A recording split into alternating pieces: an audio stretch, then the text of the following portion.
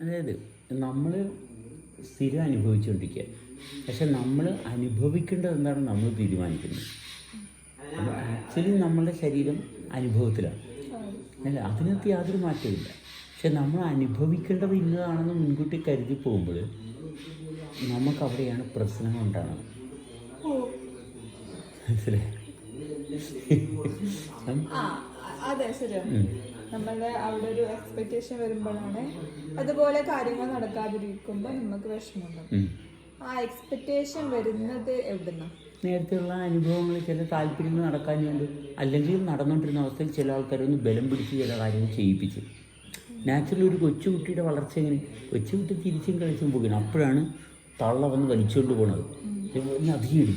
അപ്പോൾ കുട്ടി അനുഭവിക്കുന്ന അവസ്ഥ നഷ്ടപ്പെട്ടു പോവുകയാണ്. അത് തുടങ്ങി കുട്ടിയുടെ ജീവിതം പാഴായി. അത് നാച്ചുറലി ഫ്ലോ ചെയ്തുകൊണ്ടിരിക്കുകയാണ്. അവിടുന്ന് ബലം പിടിച്ചിട്ട് നീ കുളിക്കണം, നീ എടുത്ത് പഠിക്കടാ. കുട്ടിയെ അനുഭവിക്കുന്ന ആ ഒരു സവിശേഷത നഷ്ടപ്പെട്ടു.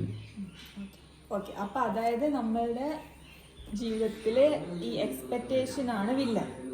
എക്സ്പെക്ടേഷൻ വരുന്നതിനുള്ള കാരണം കുട്ടിക്കാലത്ത് നമ്മൾ അനുഭവിച്ച മറ്റുള്ളവരുടെ ഇഷ്ടങ്ങളെ നമ്മളുടെ മേലെ അടിച്ചേൽപ്പിച്ചതിന്റെ പരിണിത ഫലമായിട്ട് നമ്മളിൽ ഉണ്ടായതാണ് ഈ എക്സ്പെക്ടേഷൻസും കാര്യങ്ങളും.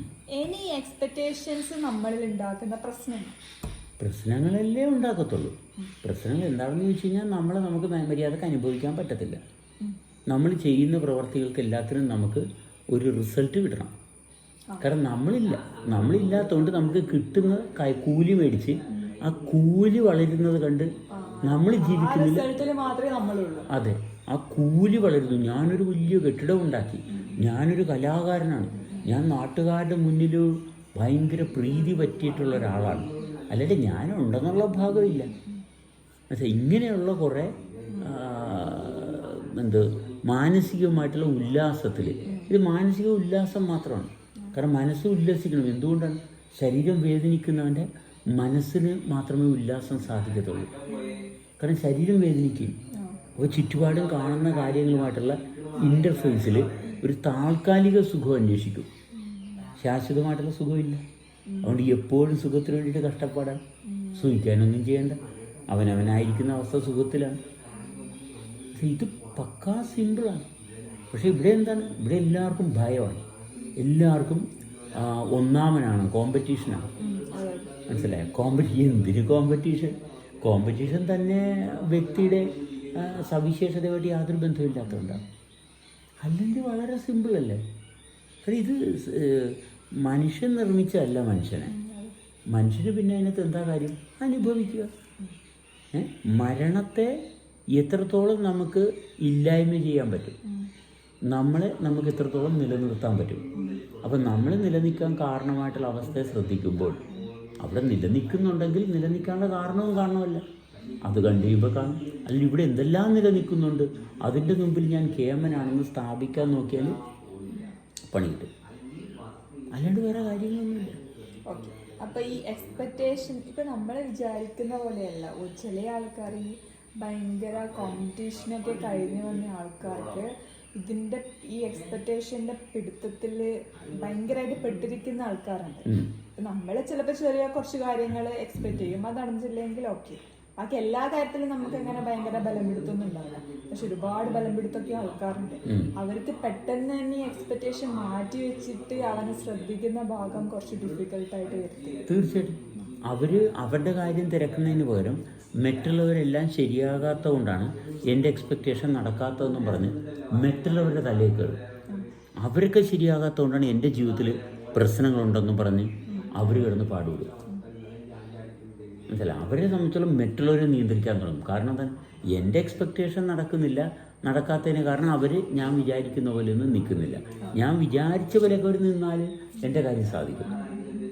അപ്പോൾ അവർ മറ്റുള്ളവരുടെ തലയിൽ കയറും. അപ്പോൾ ഈ മറ്റുള്ളവരുടെ തലയിൽ കയറണവർ ആരുടെ തലയിലാണോ കയറണത്, അയാൾ 100 കൂട്ടം എക്സ്പെക്റ്റേഷനായിട്ട് ഇരിക്കുകയും അയാൾക്ക് ഇയാളുടെ സൗകര്യത്തിനൊത്ത് ഒരുമിച്ച് ഇരിക്കാനായിട്ട് പറ്റത്തില്ല. ഇയാളുടെ സൗകര്യത്തിന് അയാൾക്ക് ഇരിക്കാൻ പറ്റത്തില്ല, അയാളുടെ സൗകര്യത്തിന് ഇയാളും ഇരിക്കാൻ പറ്റത്തില്ല. പിന്നെ വേറൊരാളും ഇല്ല. കാരണം എഗ്രിമെൻ്റ് ഉണ്ടാക്കി വെച്ചിരിക്കുക, നമ്മൾ രണ്ടുപേരും എഗ്രിമെൻ്റ് ഉണ്ടാക്കി വെച്ചിരിക്കുക.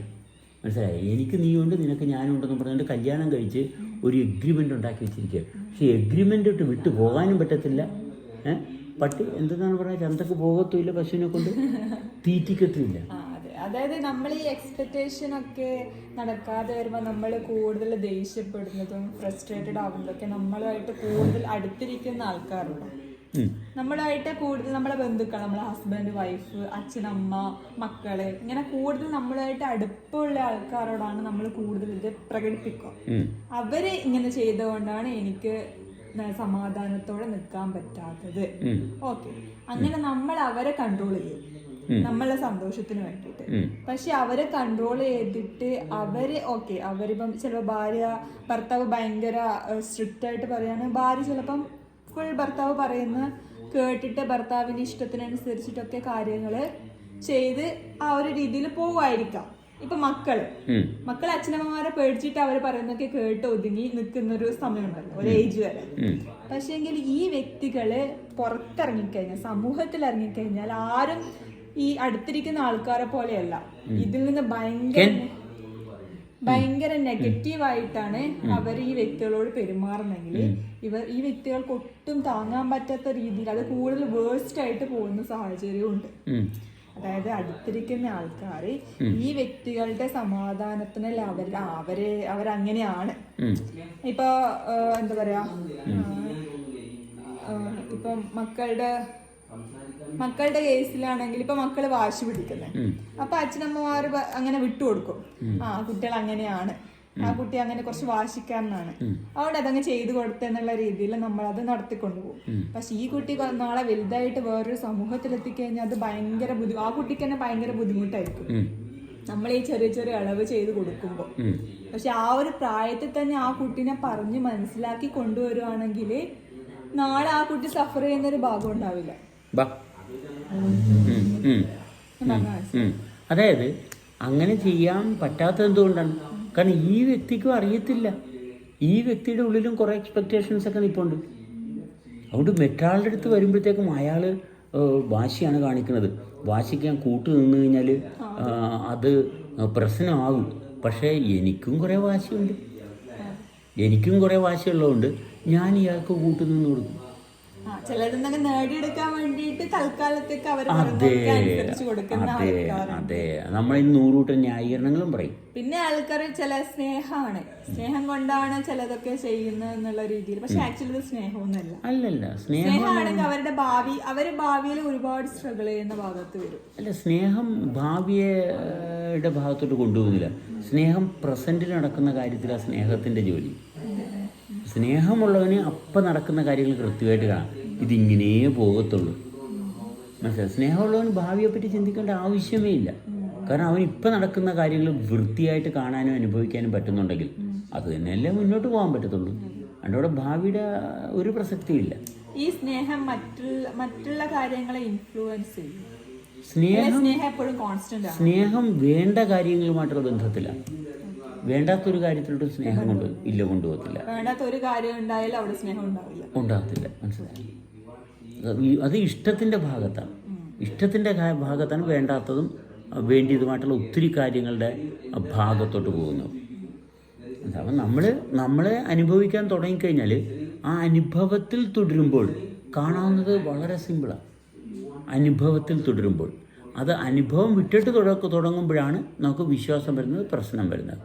അതുകൊണ്ട് എപ്പോഴും അനുഭവിക്കുന്ന അവസ്ഥയ്ക്ക് സ്ഥാനം കൊടുക്കുക. അനുഭവത്തിൽ തുടരാൻ നമ്മളെ കൊണ്ട് സാധിക്കും.